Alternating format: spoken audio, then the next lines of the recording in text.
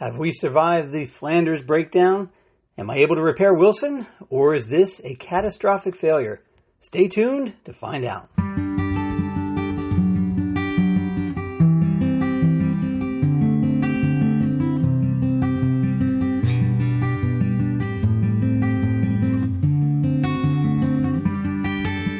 Hello, and welcome back to the Season 4 finale of the Wilson the VW Bus podcast. I am your host, Joe, and Wilson is my 1967 VW camper bus, and we are in trouble. Let me give you a quick recap. I just finished a beautiful 3-day camping adventure in Flanders, New Jersey at the annual all-air-cooled gathering with my family and my Central Jersey Volkswagen Society friends, but not more than 5 minutes after heading home from the event, late Sunday afternoon, I have had a major breakdown. All of the engine oil from my VW bus is now pouring out from the engine and onto the pavement, and I am alone and a long way from home.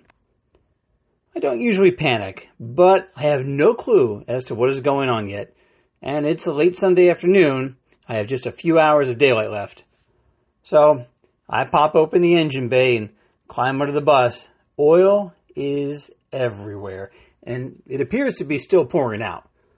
I can see it flowing down from the top of the valve cover, so I'm a bit confused. I'm pretty sure that either I blew a hole right in this engine block or the oil line that runs to my remote cooler has failed, because there's no way that much oil can come from anywhere else. At least, I don't think so. I called Dave, the previous owner, and Casey in a panic, knowing that they are probably the only two people that I know that are closest to my current location, just to see if anyone was able to get me to an auto parts store. But I could not connect with either one of them, so I left frantic messages on their voicemails. So I start by pulling the rear valance off the bus to get a better look at what is happening. Aha, I see it now. The braided oil line that runs over to the remote oil cooler has touched the exhaust and burned a hole right through the line, shooting oil all over the place. I knew that this line was close to the exhaust. I looked at it and seen it before, but I even had a little extra rubber protection around the line when I first purchased Wilson. But that wasn't good enough, obviously. Dave had installed the oil cooler line before I purchased the bus, but I should have cleaned up the installation. It's my responsibility. I have a toolbox with me and 1 quart of oil, but that's not going to do it. So I cut the braided line, and I take about 2-inch piece out from the line and walked over to the nearest gas station to try my luck. Maybe they have a mechanic on duty. Unfortunately, the gas station does not have anything at all, but they point out that at the end of the large parking lot that I am currently contaminating is a Tractor Supply store. So I walk over there to test my luck. I was lucky enough to find 2 hose clamps, a double barbed hose connector, and a gallon of tractor oil. Well, this should be all I need to fix the line and to get me home. When I return to the bus, I start by attempting to simply patch the brake in the oil line with the barbed line hose connector and the series of hose clamps, but it's still leaking. Just then, I see a line of my fellow VW bus campers drive by as they head home, and they give me the thumbs up, to which I signal back a sad thumbs down. 2 minutes later, the parking lot is full of vintage VWs and enthusiastic VW mechanics who have come to my rescue, all of which are a sight for sore eyes. I mean, I barely know these guys. I met them at the Flanders event. We may have talked for 2 minutes, but here they are coming to my rescue. We all agree that the best idea is to pull the one good oil line from the oil filter and simply run a bypass loop and run it back to the block. And while everyone gets their hands nice and oily, I make sure to repay their kindness with my chocolate chip cookies. We collectively get Wilson all patched up, filled up with oil, and back on the road, where they kindly caravan with me back down the highway. I really wish I could have gotten some video or a few photos of the parade of VW buses, but I'm sure it looked awesome. I was just too frantic watching my oil light and listening for any signs of additional issues. Thanks again to all of my VW rescuers. I can't tell you how much I appreciate you guys coming to the rescue. My friend Dave called me back when I was on the highway, and by this time, I was in a better mood, and I was going to sing him my very best Willie Nelson on the road again, and just let him know that I was almost home. I had sent my wife a text right before I left Flanders saying that I was leaving, and now, a few hours later, I finally pulled up into the driveway. She came out and asked me, "What took you so long? Is the bus that slow?" I was just happy to be home, and to put Wilson back in the garage for the evening.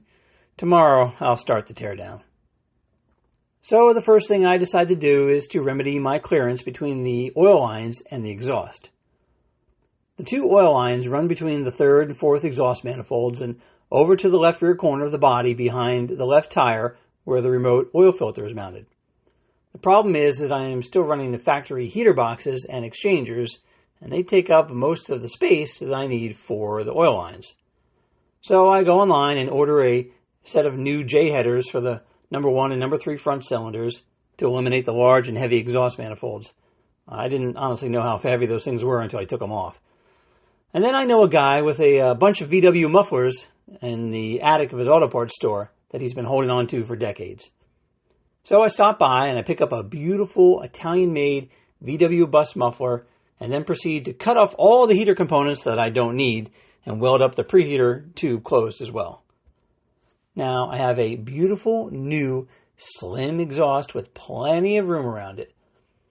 I also hadn't realized how much I needed to replace the exhaust manifold gaskets all around the bus, as well as the manifold bolts. Half of them were loose or missing. So now that the exhaust was taken care of, I move on to the oil lines. I ran up to Roadrunners, which is the performance auto parts store near my house, and saw my friend Rob, the owner.